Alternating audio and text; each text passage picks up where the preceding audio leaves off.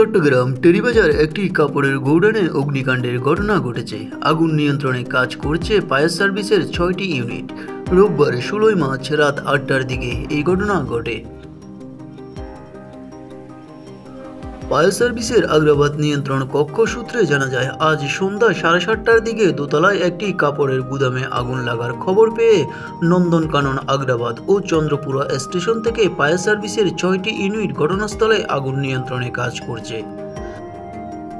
Fire service আরও জানায়, তাৎক্ষণিকভাবে আগুন লাগার কারণ ও ক্ষয়ক্ষতির পরিমাণ জানানো যায়নি এবং আগুন কী কারণে লাগছে সেটিও জানা যায়নি। তবে সবকিছু পর্যালোচনা করে ক্ষয়ক্ষতি এবং আগুন লাগার কারণ পরবর্তীতে জানানো হবে।